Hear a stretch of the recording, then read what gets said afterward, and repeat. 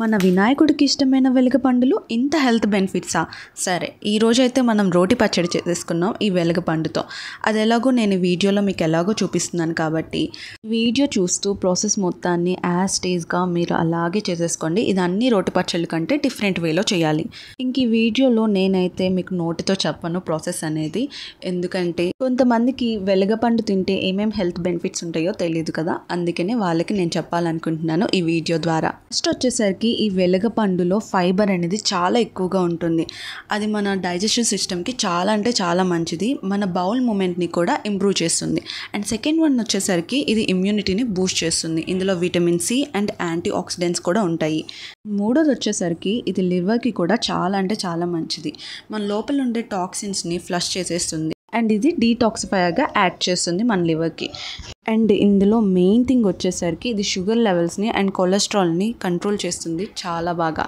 And ఈ సమ్మర్లో అయితే ఇంకా మంచిది, ఎందుకంటే బాడీని కూల్ చేస్తుంది and also anti inflammatory properties కూడా పుష్కలంగా ఇందులో ఉంటాయి. అంటే జాయింట్ పెయిన్స్ అవి ఉంటాయి కదా మనకి, దాన్ని రెడ్యూస్ చేస్తుంది అనమాట.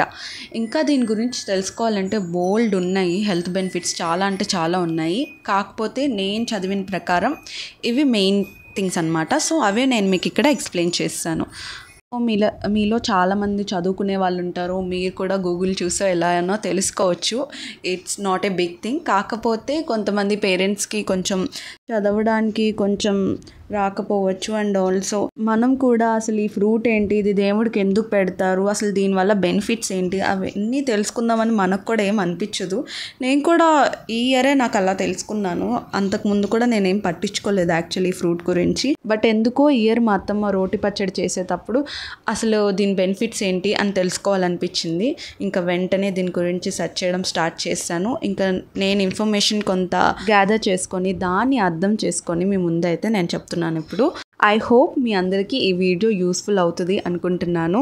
సో ఇంకెప్పుడు కూడా దాన్ని వేస్ట్ చేయకుండా వాటర్లోనో అట్లా నిమజ్జనం చేయకుండా మీరు మంచిగా దాన్ని నేను చూపించినట్టు ఇట్లాగా పచ్చడి లాగానో లేదంటే జ్యూస్ లాగానో చేసుకొని తింటారని నేనైతే అనుకుంటున్నాను.